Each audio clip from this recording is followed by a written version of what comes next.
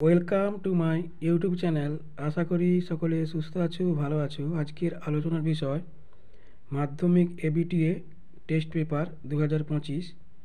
তো আজকে তোমাদের ভূগোলের 300 পেজ থেকে তোমাদের এমসিকিউ এসএকিউ সমস্ত প্রশ্ন এবং উত্তরগুলো করে দেখাবো। তোমরা যারা নতুন অবশ্যই চ্যানেলটি সাবস্ক্রাইব করে দিও এবং তোমরা ভিডিওটি শেষ পর্যন্ত দেখো। প্রথম প্রশ্ন, আরোহণ প্রক্রিয়ার সঙ্গে যুক্ত নয় এমন ভূমিরূপ হল অপশান ক গিরিখাত ও সার্ক। নর্মদা ও তাপ্তি নদীর মাঝে অবস্থিত জলবিভাজিকাটি হল সাতপুরা পর্বত। যে সীমারেখার নিচে তুষার গলে জল হয় তাকে বলে হিমরেখা। পশ্চিমা বায়ু হলো একটি নিয়ত বায়ু। প্রতিপ ঘূর্ণপাতের উৎপত্তি ঘটে সাধারণত শীতল অঞ্চলে। একই স্থানে মুখ্য জোয়ার ও গৌণ জোয়ারের মধ্যে সময়ের ব্যবধান হয় 12 ঘন্টা 26 মিনিট। স্যানিটারি ল্যান্ডফিল যে ধরনের বর্জ্য প্রস্তার সাথে যুক্ত তা হলো কঠিন বর্জ্য।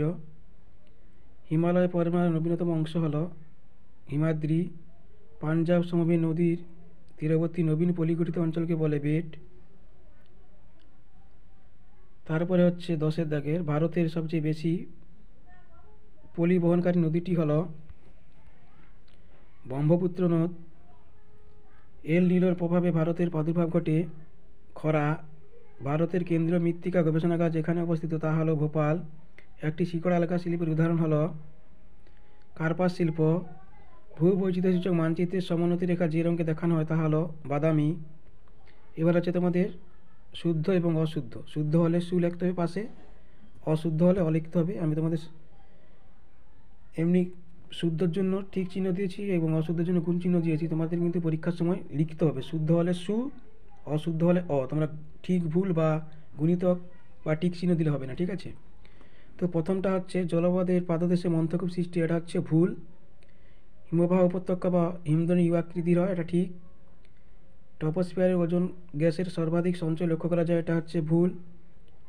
পাঞ্জাব সমভূমি পঞ্চনদ দ্বারা গঠিত, ঠিক। তেজস্ক্রিয় বর্জ্য হলো জৈব বিশ্লেষ্য বর্জ্য, এটা হচ্ছে ভুল। পর্জল মাটি পার্বত্য অঞ্চলে দেখা যায়, ঠিক। বিমানচিত্র এক প্রকার দূর সংবেদন প্রক্রিয়া, এটা হচ্ছে ঠিক। এবার শূন্যস্থান পূরণ। মরু অঞ্চলে শুষ্ক নদীখাত ওয়াদি নামে পরিচিত। দিনের বেলা সমুদ্র বায়ু প্রবাহিত হয়। ড্যাশ তিথিতে জোয়ার দুর্বল হয় অষ্টমী। পরমাণু চুল্লি থেকে ড্যাশ বর্জ্য নির্গত হয় তেজস্ক্রিয়। ভারতের বৃহত্তম ম্যানগ্রোভ অরণ্য সুন্দরবন। চা শিল্প হলো একটি কৃষিজ সম্পদ ভিত্তিক শিল্প। ড্যাশ দেশের মহাকাশ গবেষণা সংস্থা হলো নাসা, এটা হচ্ছে ইউএসএ অর্থাৎ আমেরিকা যুক্তরাষ্ট্র।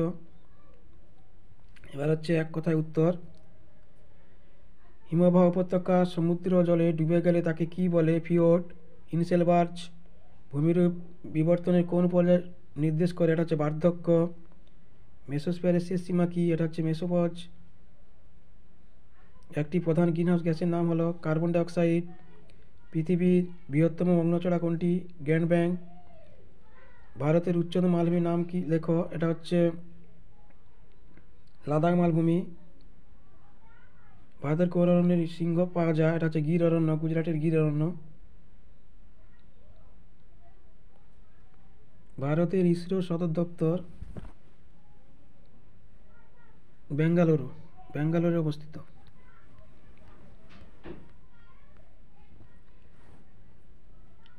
আরোহণ অবরোহণ পর্যায়ন বিজ্ঞাননগরী, বেঙ্গালুরু।